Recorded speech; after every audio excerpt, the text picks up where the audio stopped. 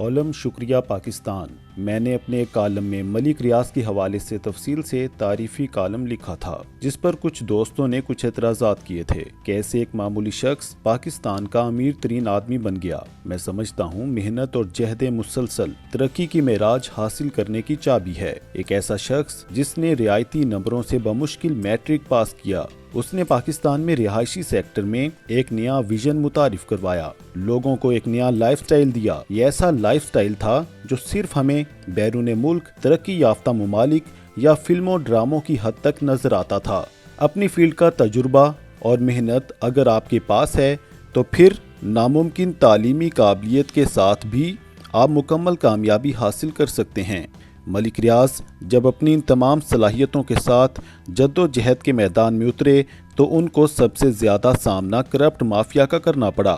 ملک ریاض جیسے ذہین انسان نے صورتحال کو فوراً بھانپ لیا۔ انہیں اچھی طرح معلوم تھا کہ آگے بڑھنے کے لیے اس مافیا کو ہڈی ڈالنا ضروری ہے۔ ملک ریاض نے اصولی فیصلہ کیا کہ پاکستان میں کام کرنا ہے تو کسی کو ناراض نہیں کرنا۔ ملک ریاض سے ایک صحافی نے پوچھا کہ پاکستان میں تو فائل آگے نہیں بڑھتی، کچھ نہ کچھ لگانا ضرور پڑتا ہے، تو آپ کیا کرتے ہیں؟ ملک ریاض کا جواب تھا، میں فائل کے نیچے پہیے لگا دیتا ہوں۔ ایک مرتبہ ملک ریاض کی سوسائٹی کا ٹاؤن پلانر جو کہ میرا واقف بھی تھا سے ملاقات ہوئی، جو بڑی تیزی سے ڈرائنگز اور آرکیٹیکچر ورک مکمل کروا رہا تھا۔ ایسے لگ رہا تھا دفتر میں جنگ لگی ہوئی ہے۔ میں نے پوچھا کہ اتنی تیزی سے کام کروانے کی کیا ضرورت آن پڑی ہے؟ اس نے جواب دیا، ہمارے متعلقہ بیوروکریٹ کا محکمے سے ٹرانسفر ہو گیا ہے، اس لیے آج رات 12 بجے سے پہلے تمام فائلیں تیار کروا کر سائن کروانی ہیں۔ اگر آپ کی سیٹنگ ہے تو رات کو بھی دفتر کھلا ملے گا۔ یہ طریقہ ہے پاکستان میں کام کرنے کا۔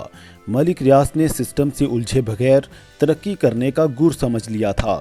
اس نے سرکار کو اتنی ہڈی ڈالی کہ ہر ایک کو رجا دیا۔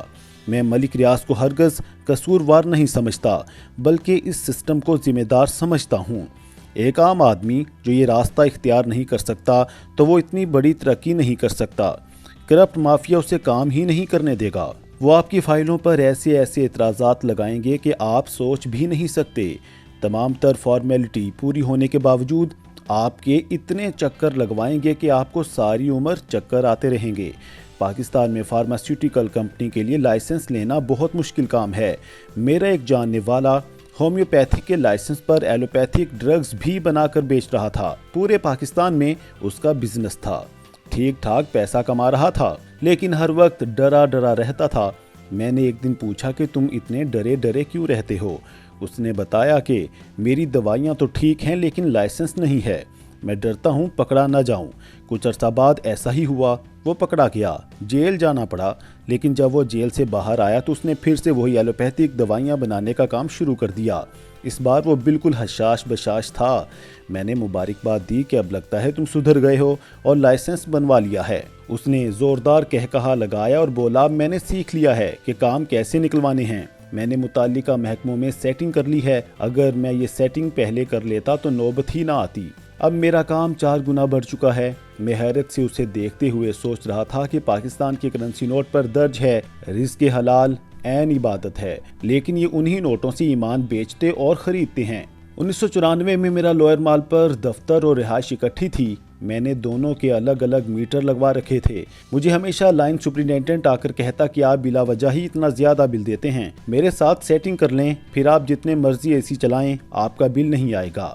آپ کے فلاں ہمسائے کی بھی ہمارے ساتھ سیٹنگ ہے، آپ کا ہزاروں روپے کا بل ایڈجسٹ کر لیا جائے گا۔ میں نے اسے ہمیشہ منع کیا، ہمارے بزرگوں کی نصیحت کہ چوری نہیں کرنی۔ اتفاق سے کچھ عرصہ بعد حکومت نے بجلی چوری روکنے کے لیے فوج کی مدد لینے کا فیصلہ کیا۔ میں نے لائن سپرنٹینڈنٹ سے کہا کہ اب کیا کرو گے؟ تو اس نے کہا لگایا اور بولا، ہمیں 15 دن پہلے ہی پتہ چل گیا تھا، ہم نے سب کے میٹر نارمل کر دیے ہیں، ہمیں کوئی نہیں پکڑ سکتا۔ میں اس کے اس ڈٹائی پر اس کا منہ تکتا رہ گیا۔ 1996 میں منظور وٹو وزیر اعلیٰ پنجاب تھے۔ اپنے کاموں کے سلسلے میں میرا مختلف دفاتر میں آنا جانا لگا رہتا تھا۔ میرے ایک دوست پولیس کے بڑے افسر تھے، میں ان سے ملنے چلا گیا۔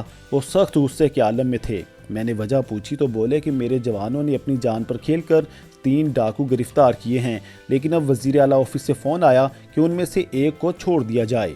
میں نے پوچھا تو کیا کریں گے؟ انہوں نے میری طرف دیکھا اور بولے میں وزیر اعلیٰ کو انکار نہیں کر سکتا۔ اس نے غصے میں تینوں کو چھوڑ دیا۔ میں حیرت سے انہیں دیکھتا رہ گیا۔ یہ ہے ہمارا سسٹم جس میں نہ کسی کا مال محفوظ ہے اور نہ جان۔ جن لوگوں نے ہماری حفاظت کرنی ہے وہ ڈاکوؤں کی سفارش کر رہے ہیں۔ میں اس وقت سوچتا تھا کہ یہ سسٹم کیسے چلے گا، لیکن میں کئی دہائیوں سے اس سسٹم کو ایسے ہی چلتا دیکھ رہا ہوں۔ لوٹ مار کا چلن اتنا عام ہو گیا ہے کہ جو کام پہلے چوری چھپے کرتا تھا وہ اب سرے عام ہوتا ہے۔ سینہ تان کر اور اپنا حق سمجھ کر رشوت لی جاتی ہے۔ رشوت لینے والے سمجھ گئے ہیں کہ ان پر کوئی ہاتھ نہیں ڈال سکتا۔ ہر کام کی رشوت کا ریٹ طے ہے۔ اگر آپ شکایت کریں گے تو کہیں پر بھی آپ کی سنوائی نہیں ہے۔ مشہور ہے کہ اینٹی کرپشن کے محکمے میں سب سے زیادہ رشوت لی جاتی ہے۔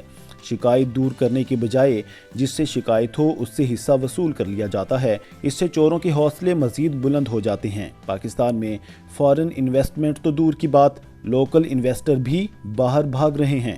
میں ذاتی طور پر ایسے لوگوں کو جانتا ہوں جنہوں نے مختلف محکموں کی بھتہ خوری سے تنگ آ کر اپنی فیکٹریاں اور کاروبار بند کر دیے، سارا پیسہ لے کر ملک سے باہر منتقل ہو گئے۔ آج ملک جس معاشی حالت سے گزر رہا ہے اس کا بڑا ذمہ دار ہمارا کرپٹ سسٹم اور وہ لوگ ہیں جو کرپشن کو کرپشن نہیں سمجھتے۔ IMF ہم سے مطالبہ کر رہا ہے کہ قرض کی قسط سے پہلے اپنے بیوروکریٹس کے اثاثے ہمارے سامنے رکھیں، اپنے ملک کا گورننگ سسٹم ٹھیک کریں، ٹیکس چوری بند کریں۔ $1 ارب کے لیے ہم نے IMF کے آگے گھٹنے ٹیکے ہوئے ہیں۔ کاش ہم یہ سب کچھ خود کرتے، عام آدمی کو چور اور ڈاکو بنانے کی بجائے قانون پسند اور ذمہ دار شہری بناتے تو غیروں کو ہم پر ایسی انگلی اٹھانے کا موقع نہ ملتا۔ آج پوری دنیا فکر مند ہے کہ ایک ایٹمی ریاست دیوالیہ ہو گئی تو کیا ہوگا۔